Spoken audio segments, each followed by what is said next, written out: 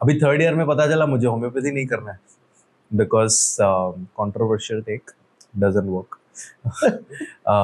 मुझे कभी भी टेंशन होता है कि काउंसिल वाला मेरा रजिस्ट्रेशन छीन लेंगे बिकॉज मैं हर पॉडकास्ट में जाके बोल रहा हूँ कि it doesn't work.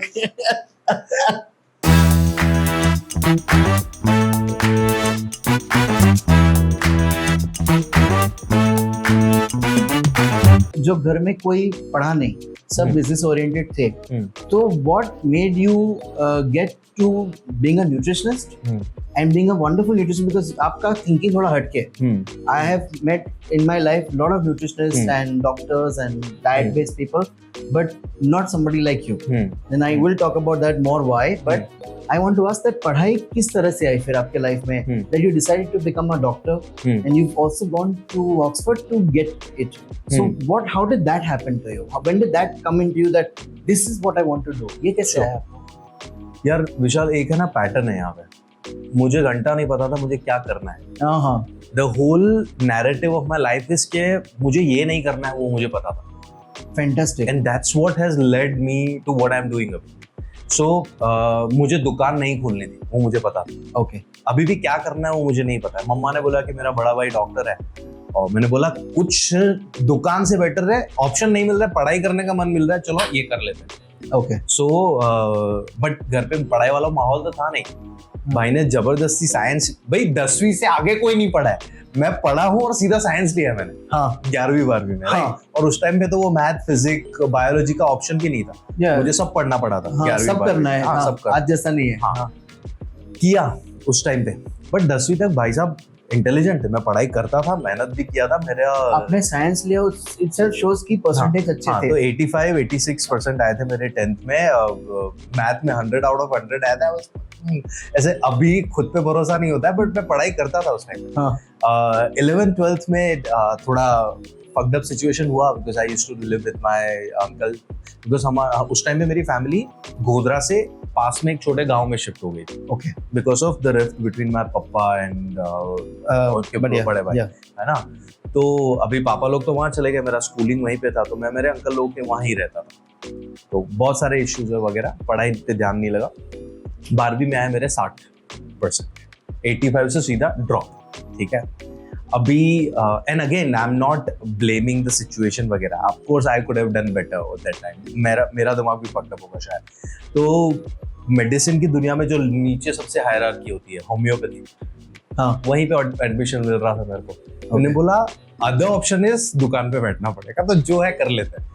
But medicine was the available in percentage terms. Percentage कि मेरे ये 60 आए हैं, उसके हिसाब से मुझे होम्योपैथी मिल सकता है। हाँ, बिकॉज अगर तुम्हें MBBS करना है तो 95% ऊपर चाहिए। Okay. उसके ऊपर भी डोनेशन लगता है बहुत ज्यादा।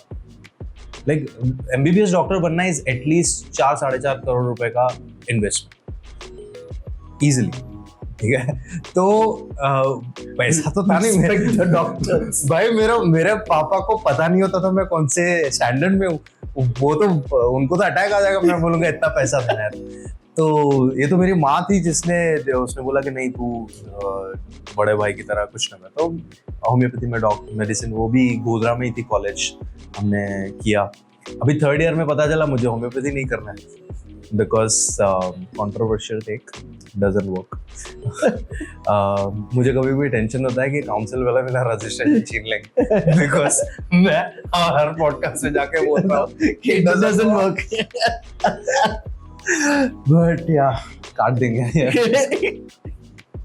तो थर्ड ईयर में पता चला कि मैं नहीं कर सकता बिकॉज यार विशाल, वो मेडिसिन का जो पूरा फंडामेंटल है काफी क्वेश्चनेबल है। बट देन अगेन करना क्या है नहीं पता था। तो फाइनल ईयर खत्म हुआ। यूजुअल ट्रेड ऐसे रोड मैप ये होता है जिन्होंने भी होम्योपैथी किया, they would finish their 4.5 year का एजुकेशन, 1 साल का इंटर्नशिप होता है। उस 1 साल के इंटर्नशिप में हम अलग अलग MBBS डॉक्टर्स के पास जाते थे। एक हो गया जनरल प्रैक्टिशनर, फिर गायनेक, फिर सर्जन, फिर पीडियाट्रिशियन। 3-3 महीना उनके पास स्पेंड किया। बेसिक एग्जामिनेशन, इंजेक्शन लगाना, स्टिचेस लेना, दवाइयाँ 25-30, ये सब सीख लिया हमने।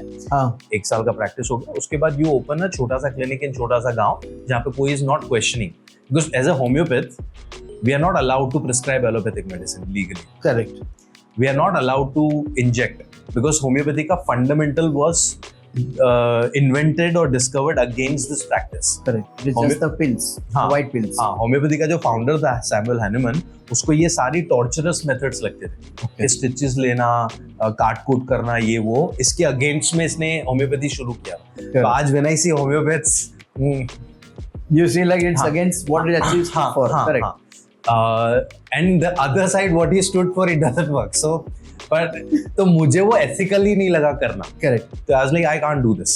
Right. So I remember talking to one of my friends who मुझे ऐसे ही vaguely बोला कि उमेश, मेरा तो प्लान ये है कि मैं कनाडा चला जाऊँगा. So अब मैं उससे मिलके घर जा रहा हूँ, थिंकिंग कि यार ये अगर कनाडा जाने का सोच रहा है तो मैं भी कुछ तो कर सकता हूँ. तो मैं वैसे बाइक चलाते चलाते, मेरे पास डिस्कवर थी बजाज की, ऐसे चलाते चलाते 32 किलोमीटर का घर तक का राइड था. मेरा क्या करेगा. घर पहुंचा तो मेरी एक जूनियर थी, उसने मुझे बोला कि मेरा फियांसे यूके में रहता है, he wants to talk to you about something. तो हम बात की एंड देन वो कॉन्वर्सेशन खत्म हुआ. इसलिए उमेश भाई आप भी आ जाओ यूके. मेरे बोला ऐसे आ सकते हैं क्या? बोलते हैं हाँ, बहुत सारे कोर्सेज हैं, आप कर सकते हो यहाँ पे. So he sent me a few options कि ये यूनिवर्सिटीज में आप अप्लाई कर सकते हो. तब मेरे दिमाग में आइडिया है कि मैं फॉरेन जा सकता हूँ. अभी हम ग्लोब के बारे में बात कर रहे हैं विशाल, जेन्युइनली मैंने कसूज नहीं खबर. Like I was such a Gujju boy. मुझे I had no fucking idea कि कितने कॉन्टिनेंट्स हैं, यूरोप कहाँ पे पड़ता है, अमेरिका कहाँ पे पड़ता है, इंग्लैंड कहाँ पे पड़ता है, what is, I had no idea. You had not stepped out of. I didn't step up of Gujarat itself, right? That's what I was trying to ask. Not even out of Gujarat. No. And it was a big leap from Gujarat to directly not stepping out and direct to get to UK. So मेरे लिए literally एक छोटे से गांव में से उठा के हीथ्रो एयरपोर्ट पे डाल दिया. वो वाला सीन था. It's a complete. हाँ. How was it? Scary man. I think that's an experience you can't forget. मतलब ये काफी. You'll remember Yeah. that day.